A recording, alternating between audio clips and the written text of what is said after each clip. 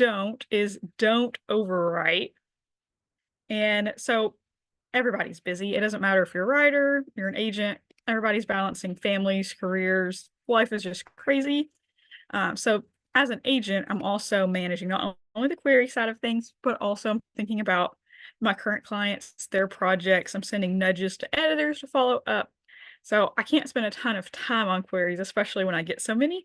So usually I spend like 2 to 3 minutes reviewing queries. Each one will just get that amount of time unless I'm interested in it and I want to go deeper. And that's pretty much the norm. So that means that we really do have to be concise to try to share everything that we need to share in that 2 to 3 minute time frame. So I would advise to stick to around 350 words if possible. And so there's a stop sign here, never go above 500. And I know that's super hard because I am an overwriter. I love to share. I'm kind of long-winded whenever I'm writing. I'm not really in speaking, but in writing, it's something for me to like send a huge email or to send a huge message to somebody. But do your very best to not go over the 500 word count. And it also goes to this point, which is don't give too much away.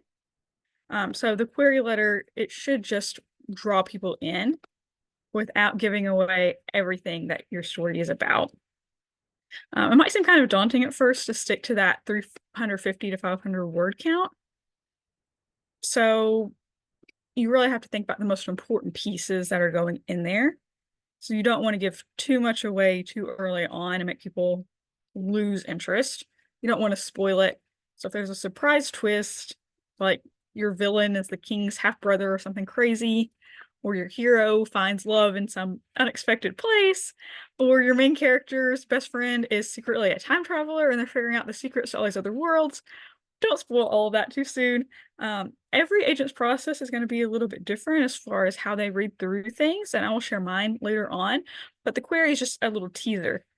That's the purpose of it, to make you want to keep going, read the synopsis, read the sample chapters to learn more about the author, and then hopefully the end goal will be to request a full and sign somebody from that. So every agent, again, it's going to be different in what they ask for, and you should be paying attention to that. Manuscript wish list sometimes has their requirements. For sure, the agency's website will typically have their requirements of what they're looking for. But a lot of agents will ask for a book synopsis and a query letter, both. I know that I do. And the synopsis, that's the place to get into the nitty-gritty of what your book is about, and to go in a lot more details. You don't have to stick to that 350 to 500 word there. Your letter is basically your introduction. It's an introduction to you, and it's an introduction to your book where you should be sharing those super necessary details. So this is an overview of what I ask for. I ask for that query letter. I ask for a synopsis that moves me through thinking broader about the themes, thinking about the smaller details. I ask for a 10-page sample, and if it's a picture book, then typically they'll go ahead and give me the full at that time. And then also, I want to know details about the author. So there's a place, and I use Query Manager for you guys to put like your social media accounts, but I also love when authors include a paragraph, short paragraph in their query about them as well. And every agent has a different method for how they navigate reading through the materials they request, but this is just how I do it. I always start out with that query, again, spending like 2 to 3 minutes on that. If my curiosity is piqued, I want to go ahead and go right into that 10-page sample right away to see if it's what I was expecting from the query. After that, I'll check out about the author. I'm not like checking for anything in particular, but I just want to know some of their background, their socials, if they've had books published before, that sort of thing. And then the synopsis is what I'm going to read last, because the synopsis, sometimes it will give the ending away, and I don't want to get too invested in that until I read through all of these other materials. But at the same time, it is a balance because you don't want to undershare and underwhelm people too. So don't leave us wondering. You need to try to find, it's a very fine balance of oversharing versus not sharing enough. So this is what I would always advise you guys to include, would be just a super concise greeting, and about the author paragraph. This can come at the beginning or it can come at the end, either one.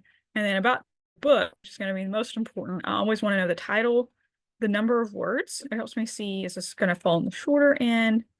Is it kind of following the trends? Is it something that's too big? Do I feel like I can cut it down if it's too big? The genre, make sure you're labeling that genre correctly too. I won't get into all of that, but I've gotten queries and I'm like, this doesn't really feel like a fantasy as much as it does science fiction or whatever the case might be.